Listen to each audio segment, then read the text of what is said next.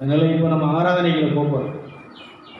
இந்த ஆராதனை நம்மளை என்ன செய்ய போகுது அப்படின்னு சொன்னால், சொல்லுங்கள், விடுதலையாக்க போகுது, நம்மளை நீதிமானாக்க போகுது, நம்ம சாபங்களை நீக்க போகுது. இது நீக்கும் வரை, இது நீங்கிட்டு இப்போ நான் இயேசுவின் இரத்தத்தால் கழுவப்பட்ட நீதிமான், நீதிமான் நான், நீதிமான் நான், இரத்தத்தாலே கழுவப்பட்ட நீதிமான், இயேசு இரத்தத்தாலே கழுவப்பட்ட நீதிமான், நீதிமான் நான், நீதிமான் நான், இரத்தத்தாலே கழுவப்பட்ட நீதிமான், இயேசு இரத்தத்தாலே கழுவப்பட்ட நீதிமான்.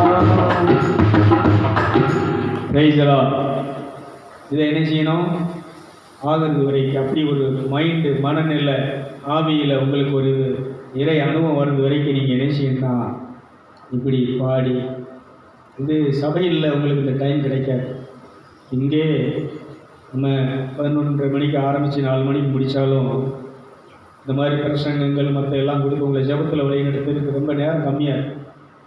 இதை நீங்கள் எங்கே பயன்படுத்த? நான் இந்த மாதிரி போவேன், பூசைக்கெல்லாம் போவேன், ஜப கூட்டங்களுக்கெல்லாம் போவேன், கன்வென்ஸ் கூட்டங்களுக்கெல்லாம் போவேன், ஓசை கூட்டங்களுக்கெல்லாம் போவேன். அங்கே இந்த மாதிரி பண்ண முடியாது. ஆனால் என்ன செய்வேன்னா தனியாக போயிடுவேன்.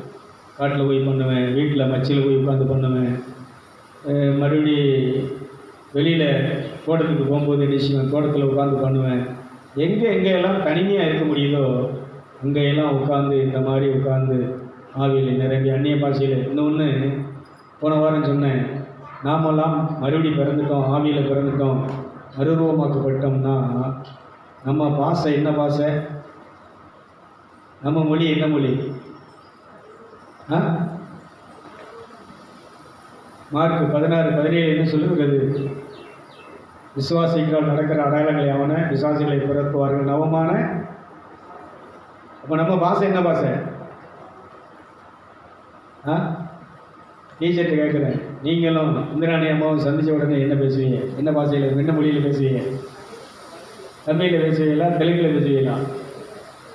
ஏன்? நாங்கள் பிறந்த தாய்மொழி. இப்போ நீங்கள் ஆவியில் பிறந்துட்டீங்க, மறுபடியும் பிறந்துட்டீங்கன்னா நம்ம தாய்மொழி எது? சொல்லுங்களேன். அந்நிய பாஷை, பரலோக பாஷை, தூதர் பாஷை. இதை என்ன செய்யணும்? அதிகமாக பேசணும், அதிகமாக பயன்படுத்தணும். அதனால் தனியாக உட்காந்து என்ன செய்வேன்னா இந்த பாஷையிலே தேவனோடு 1 கொரிந்தியர் அந்த 14ஆம் அதிகாரத்தில் சொல்லுவார், அந்நிய பாஷையிலே பேசுகிறவன் தேவனோடு பேசுகிறான், மறைபொருட்களை பேசுகிறான், தான் மட்டும் ஞான வளர்ச்சி என்பதை பேசிக் கொண்டிருக்கிறான். கைதிகளமா. அதனால் மற்ற சபைக்கு போகிறவங்களுக்கு சொல்கிறேன், நீங்கள் அந்நிய பாஷையில் தனியாக கடவுளோடு என்ன செய்யணும்? நான் பெரும்பாலும் படுத்திருந்தாலும் அந்நிய பாஷையிலே பேசிகிட்டு இருப்பேன், நடந்து போனாலும் அந்நிய பாஷையிலே பேசிகிட்டு இருப்பேன். அந்த பரலோக பாஷையிலே ரொம்ப நேரத்தை செலவிட்டு இருப்பாங்க. பேச பேச பேச உள்ளுக்குள்ளே உடம்புல என்ன செஞ்சுட்டு இருக்கணும்? சோர்வு வராது, விலையினம் இருக்காது, இந்த மாதிரி கவலை பயத்துக்கு என்ன செய்யணும் இடமே வராது. இந்த மரங்கள் என்ன செஞ்சுட்டு நான் சொல்லுவேன், இந்த மரங்கள் பயன்படுத்தட்டும்பா, புதுமை செய்ய ஆற்றல் வெளிப்படட்டும், அற்புதங்களை செய்கிற சக்தி என்ன செய்யட்டும், வெளிப்படட்டும். இப்படி சொல்லிக்கிட்டே என் பாடிக்கிட்டே இருப்பேன். இன்னும் இந்த திருத்தலத்தில் என்ன நடக்குது தெரியுமா? சொல்லுங்கள். பாஸ்டர் இருக்க மாட்டார், நீ பிரசங்கமெல்லாம் இருக்காது. அது சொல்ல வரேன். நீங்கள் வருவீங்க, கண்ணை மூடுவீங்க, அப்படியே கரங்களை விரித்து என்ன செய்வீங்க? நான் இறைவன்கிட்ட உட்காந்து என்ன செய்வீங்க? போன வாரத்தில் பார்த்தோமே தியானம், சங்கீதத்தில் எத்தனாவது சங்கீதம்?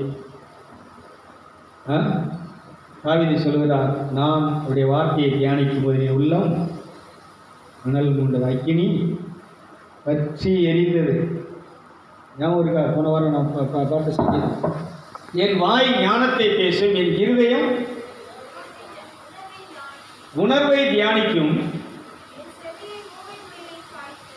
இன்னொரு மொழிபெயர்ப்பில் இதில் டீச்சர் வாசி, அதானா, உங்களுடைய வார்த்தையை நான் தியானிக்கும் போது என் உள்ளம் அனல் மூண்டது. 30 வாசி 3 39 3 வாசி 3வது வசனம். என் இருதயம் எனக்குள்ளே அனல் கொண்டது,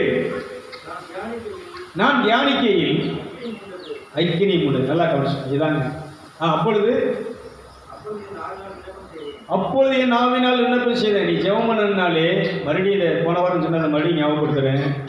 நீங்கள் ஜெபம் பண்ணணும்னா உட்கார்ந்து தியானத்தில் இருந்து உங்கள் இருதயத்தில் அனல் மூண்டு தேவனுடைய அக்கினி பற்றி எரியும் போது நல்லா நீ கவனிக்கணும். அதுக்கப்புறம் தான் நீ ஜெபம் பண்ணவே என்ன செய்யணும்.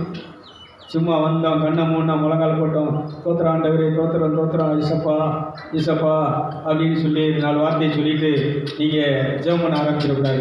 இந்த கஷ்டத்தை தீருங்க, இந்த பிரச்சனையை தீருங்க, இப்படியெல்லாம் நம்ம என்ன செய்ய ஆரம்பிச்சிடக்கூடாதுன்னா, உட்கார்ந்து நல்ல ஆவியிலை நிரம்பி பலனடைந்து ஆயுதங்களை தரித்து கொண்டு பரிசுத்த ஆவியை கொண்டு வருகிறேன், இயேசுவின் இரத்தத்தை கொண்டு வருகிறேன், இயேசுவின் நாமத்தை கொண்டு வருகிறேன், இப்பொழுது அவருடைய வார்த்தையாகிய பட்டயமாகிய வாளை கொண்டு வருகிறேன் சொல்லி நீங்கள் அதுக்கப்புறம் ஜெபம் பண்ண ஆரம்பிங்க. ஜெபம் பண்ணி பாருங்கள், நடக்காத காரியங்கள் நடக்க ஆரம்பிக்கும். கைதிகளை பார்ப்போம், நல்லா கணக்கு.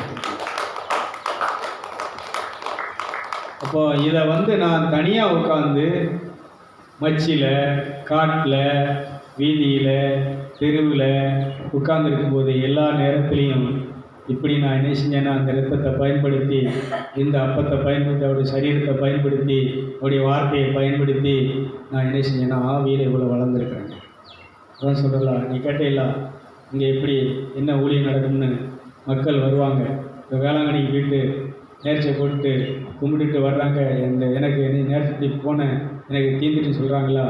இது மாதிரி இந்த திருத்தலத்தில் நீங்கள் இப்படி தியானம் பண்ணி இந்த இரத்தத்தை பயன்படுத்தி சாபம் நீங்குகிறது, பாவம் நீங்குகிறது, என்னுடைய நோய் நீங்குகிறது, என்னுடைய கஷ்டம் நீங்குகிறது, என் கடன் பிரச்சனைகள் தீர்கிறது, இயேசுவே உங்கள்கிட்ட எல்லாத்தையும் ஒப்படைக்கிறேன், நீங்கள் இதெல்லாம் சிலுவையில் நினைச்சிட்டீங்க, சுமந்து தீர்த்துட்டீங்க, இது சிலுவையில் ஆணி அடித்து நீங்கள் அழித்து ஒழிச்சிட்டீங்க, இப்போ எனக்கு விடுதலையை தந்துட்டீங்க அப்படின்னு சொல்லி ஒவ்வொருத்தரும் தனித்தனியாக உட்காந்து இப்படி தியானம் பண்ணிவிட்டு இப்படி ஆண்டவரை மேலே பாராட்ட வச்சுட்டு ஆண்டவர் எனக்கு இதெல்லாம் தர்றாருங்கிற விசுவாசத்தை அவங்க அந்த கலங்கமில்லாத விசுவாசத்தை பயன்படுத்தி இந்த இடத்துல விட்டு போட்டு நின்றுட்டு போகிறாங்க. அத்தனை பேரும் நீதிமான்களாக, புனிதர்களாக, பரிசுத்தவனாக மாறுவது சத்தியம் என்பதை சொல்கிறேன். கைதிட்ட மாட்டேன். இது எனக்கு தரிசனங்க. இன்னைக்கு இல்லை, 25 வருஷத்துக்கு முன்னாடி கொடுத்த தரிசனம்.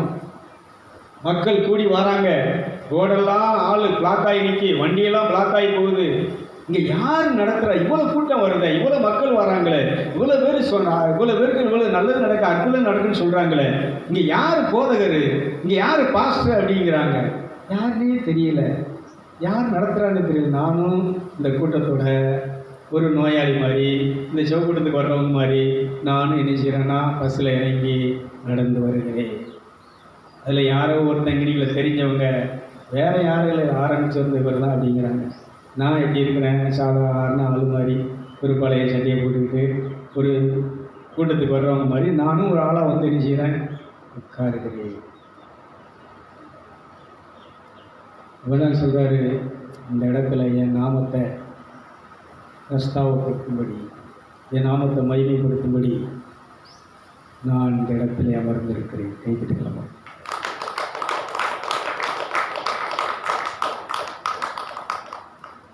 நீங்கள் இங்கே யாரை பார்க்க வர்றீங்க? பாஸ்டர் பார்க்கவா, இயேசுவை பார்க்கவா? அதுதான் நான் என்ன செய்ய போகிறேன்னா கண்டினியூவாக கொண்டு வர போகிறேன். இங்கே இயேசு இருக்கிறாரு, இயேசு இருக்கிறாருன்னா இங்கே ஏதாவது நிச்சயம் நடக்கும். இயேசு இருக்கிறாருன்னா பேய் நிச்சயம், இயேசு இருக்கிறாருன்னா நோய் நிச்சயம், இயேசு இருக்கிறாருன்னா பாவங்கள் நிச்சயம், சாபங்கள் நிச்சயம். அதனால் இன்னைக்கு கோயிலுக்கு போகிறவங்க இயேசுவை தேடி போகல, அந்த பாஸ்டர் வராரா, ஏன் அந்த தீர்க்கதரிசி வராரா, ஏன் அந்த ஊழியக்காரர் வராரா, ஏன் அந்த சாமியார் வராரா? இங்கே எந்த சாமியார் வரமாட்டார், எந்த தீர்க்கதரிசி வரமாட்டார். இங்கே யார் வருவா? எழுதிட்டுங்களா? அந்த இயேசுக்கு நல்லா கருத்து. இந்த வசனத்தில் நான் தப்பிக்கணும்ல. மத்தேயு 23:15 நானும் அந்த மாயக்காரராகிய பரிசேயர் மாதிரி சதுசேயர் மாதிரி இருந்து நானும் இங்கே வாங்க, இங்கே சவுக்கில் விளக்கு வாங்க, இங்கே ப்ரேயருக்கு வாங்க, இங்கே ஓசை கொடுத்துக்கு வாங்க அப்படின்னு உங்களை இங்கே பிரதர் வந்துட்டார், அவர் பிரசங்கம் பண்ணால் அப்படி இருக்கும், அவர் ஜெபம் பண்ணால் அற்புதம் நடக்கும். அந்த அலைநீரில் ஒரு அம்மா பழனிசாமி சொன்னார், ஒரு அம்மா சொல்லிச்சு, நீங்கள் இப்படி படுத்து ஆஸ்பத்திரியில் கிடக்குன்னு சொன்ன உடனே அவர் இந்த சாலை தூக்கி இப்படி போட்டார்னா அத்தனை கூட்டம் கீழே விழுந்து கிடக்கும். அப்படியேப்பட்ட அவரா பிரதரா அங்கே விழுந்து கிடக்கிறாரு, எந்திக்க முடியாமல் கிடக்கிறாரு அப்படின்னு ஆச்சரியமா கடிச்சு பிரதர் அப்படின்னு யார் சொன்னா சொல்லுங்க? சுடலை கோயில் பூசாரி சொல்ற. நான் ஏன் இதை சொல்றேன்னா, அப்படி வரக்கூடாது. இங்கே போன இயேசு இருக்கிறார். இயேசுவை நான் கூப்பிட்டேன். இயேசுவை நான் என்ன செஞ்சேன்? வார்த்தை, நான் இயேசுடைய பிள்ளையா, இயேசுடைய சீடனாக இருக்கிறேன், இயேசுவின் நண்பனாக இருக்கிறேன். இந்த மாதிரி சபைகளுக்குள்ள விஷயம் நான் வரணும். இங்கே யாருடைய ராட்சியம் வரும்? தேவனுடைய ராட்சியம் வரும். இதற்காக மத்தேயு 8ஆம் அதிகாரம் வாசியமா 8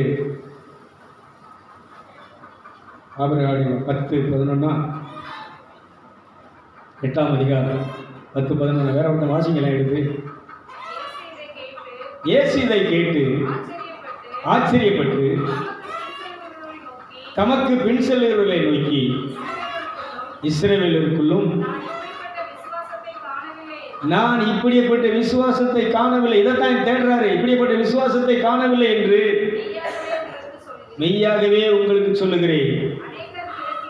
அநேகர் கிழக்கிலும் மேற்கிலும் இருந்து வந்து பரலோக ராஜ்யத்தில் ஆபிரகாம், ஈசாக்கு, யாக்கோபு என்னும் என்பவர்களோட பந்தி இருப்பார்கள். அந்த இடத்துல பரலோக ராஜ்யத்தில் அவங்களோட நம்ம பந்தி இருக்கணும்னா இந்த விசுவாசம் நமக்கு. நூற்றுக்கு அதிபதி என்ன சொல்கிறாருன்னா, நீர் ஒரு வார்த்தை சொல்லும் ஐயா, என் வேலைக்காரன் என்ன செஞ்சிருவான், நீங்கள் வர வேண்டாம், அதனால் இங்கே வந்திருக்கிறம்பா, நீங்கள் ஒரு வார்த்தை சொல்லுங்கள், இப்போ என் கஷ்டம் தீரும். நீங்கள் ஒரு வார்த்தை சொல்லுங்கள், என் சாபம் தீரும். நீங்கள் ஒரு வார்த்தை சொல்லுங்கள், என் பாவம் தீரும். நீங்கள் ஒரு வார்த்தை சொல்லுங்கள், செத்துப்போன என் ஆன்மா என்ன செய்யும், ஆவி என்ன செய்யும், உயிரடையும் அப்படின்னு நீங்கள் என்ன செய்யணும்? யார்கிட்ட போய் உட்காரணும்? உட்கார். ஏன்னா உங்களுக்கா நான் மறிக்கலை, உங்களுக்கா நான் ரத்தம் சிந்தலை. அப்படியே நான் மறிச்சாலும் ரத்தம் சிந்தினாலும் ஏன் மரணம், ஏன் ரத்தம் என்ன செய்யாது? உங்கள் சாபத்தை, உங்கள் பாவத்தை என்ன செய்யாது? இந்த அந்தோனியார் ரத்தம் சிந்தினாங்க, காயப்பட்டாங்க, சிறையில் அடைக்கப்பட்டாங்க. சபரியார் என்ன செஞ்சாங்க? சாட்சியார் என்ன செஞ்சாங்க? கொதிக்கிற எண்ணெயில் போட்டு என்ன செஞ்சாங்க? முக்குனாங்க. காலவாசலில் என்ன செஞ்சாங்க? போட்டு அவரை முக்கி அதுக்கு மேலே எல்லாம் அந்த காலவாசலில் அந்த கல்லுகளை கொட்டி தீய கொளுத்தி என்ன செஞ்சாங்க? வெந்து செத்துருவான்னு பார்த்தாங்க, சாகலை. ஏன்னா அப்படியே பாடுகள் பட்டு அப்படியே எண்ணெயில் கொதிக்கிற எண்ணெயில் தூக்கி போட்டு இது பண்ணாலும் சாட்சியார் சொல்லுகிறார், ஏன் ரத்தம், ஏன் பலி, பாடுகள் உங்களை விடுதலை செய்யலை. அந்த இயேசு ரத்தம், பாடுகளும் பலியும் உங்களை விடுதலை செய்ய ரத்தம் செஞ்சிருக்க நல்ல கைது பண்ணுவாங்க. அதனால் இப்போ நம்ம பலியை ஏறெடுக்க போகிறோம். ஒரு 5 நிமிஷம் பிரேக் தர்றேன். தண்ணி ஏதாவது குடிச்சிட்டு போகிறத கழுவிட்டு திரும்ப வர்றோம். இதை அபாத்திரமாக சும்மா ஏதோ சடங்கு மாதிரி நீங்கள் பயன்படுத்தினீங்கன்னா நோய் போகாது. இதை வெளியில் இருக்கக்கூடிய என் ஃப்ரெண்ட்ஸுக்கு சொல்கிறேன், கத்தோலிக்க குரூப்ஸ் என்னுடைய நண்பர்களுக்கு சொல்கிறேன், நீங்கள் பூசைக்கு போங்க. நான் இன்றைக்கி ஆரல்வாய் மலைக்கு போவேன். சில நேரம் பூசையில் போய் உட்கார வேண்டிய சூழல் வந்துச்சுன்னா, சாமியார் பண்ணுறதை பண்ணிகிட்டே இருப்பார். நான் உட்காந்து கண்ணை மூடி என் பொருவத்தை தூக்கி உங்கள் சிலுவை மேல் என் கண்ணை பதிய வச்சிருக்கிறேன். விசுவாசத்தை தூக்குறோம், அதை நிறைவேறி செய்கிற இயேசுவே, இப்பொழுது அந்த ரத்தம் எனக்குள்ளே செயலாகட்டும். இன்னும் பரிசுத்தமாகிறேன், இன்னும் பரிசுத்தமாகட்டும் சொன்னீரே, உங்கள் ரத்தம் இன்னும் என்னை என்ன செய்யட்டும்? பரிசுத்தமாகட்டும். என்னை நீதிமானாகட்டும். என்னை இன்னும் என்ன செய்யட்டும்? ஆரோக்கியம் உள்ளவனா என்ன செய்யட்டும்? இப்போ உடம்பு முடியாமல் படுத்துட்டோம்ல, இப்போ நான் கேட்குறேன், இப்போ நல்லா இருக்கிறீங்க, சோமாக இருக்கிறேன், இன்னும் இந்த எலும்பு மண்டலங்கள் பலனடையட்டும்பா, இந்த சரீர மண்டலங்கள் பலனடையட்டும், இந்த நரம்பு மண்டலங்கள் என்ன செய்யட்டும்? பலனடையட்டும். ஆவி மண்டலங்கள் என்ன செய்யட்டும்? இப்படியே என்ன செஞ்சுட்டு இருக்கிறேன்னா அதை பயன்படுத்தி என்ன செஞ்சுட்டு இருக்கிறேன்னா விடுதலை அடைஞ்சிட்டே இருக்கிறேன், சுகம் அடைஞ்சிட்டே இருக்கிறேன். நீங்கள் என்ன பண்ணுவீங்க? உங்கள்கிட்ட கேட்டால் எப்படி இருக்கிறேன்னா, தலையில் வலி, இடுப்பில் வலி, காலில் வலி, வயிற்றில் இப்படி அல்சர் வந்துருச்சு, சுகர் வந்துருச்சு, ப்ரெஷர் வந்துருச்சு, எதுக்கு மருந்து சாப்பிடுன்னு தெரியல, எதுக்கு மாத்திரை சாப்பிடுன்னு தெரியல அப்படின்னு நம்ம என்ன செஞ்சிட்ருப்போம். இப்படி எதில் இந்த வழியை தான் தாங்க. என்ன வழி வந்தாலும், என்ன கஷ்டம் வந்தாலும், துன்பம் வந்தாலும் இதை தாங்கும் வேலனை தேவன் எனக்கு தந்திருக்கிறார். கைதுகளை பார்ப்போம். பலனை தந்தீர் பலனை தந்தீர் பலனை தந்தீர் கர்த்தாவே, பலனை தந்தீர் பலனை தந்தீர் பலனை தந்தீர் கர்த்தாவே, பலனை தந்தீர் பலனை தந்தீர் பலனை தந்தீர் கர்த்தாவே, பலனை தந்தீர் பலனை தந்தீர் பலனை தந்தீர் கர்த்தாவே, சுகத்தை தந்தீர் சுகத்தை தந்தீர் சுகத்தை தந்தீர் கர்த்தாவே, சுகத்தை தந்தீர் சுகத்தை தந்தீர் சுகத்தை தந்தீர் கர்த்தாவே. இது எப்போ சொல்லணும்? விலகினத்தோடு இருக்கும்போது என்ன செய்யணும்? வலியோடு இருக்கும்போது என்ன செய்யணும்? சொல்லணும். இதான் என்னன்னா கலங்கமற்ற விசுவாசம்.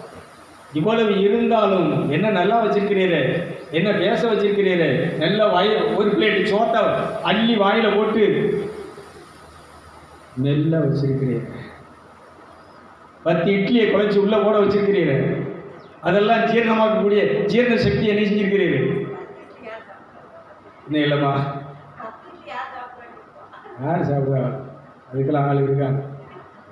அதனால இந்த மாதிரி என்ன செய்யணும் அப்படின்னா, ஒவ்வொருத்தரும் நிகழ்ச்சியை பார்க்கணும்னு சொல்கிறேன், இந்த தேவசாய நிகழ்ச்சியை பார்க்கணும்னு சொல்கிறேன். இதை பயன்படுத்தி தேவனோடு இணைந்து நாம் எல்லோரும் ஒரே குடும்பமாக வாழ வாழ்த்தி ஆசீர்வதித்து இந்த ஒரு ப்ரோக்ராமை நிறைவு செய்கிறேன். பிரைஸ் எல்லாம்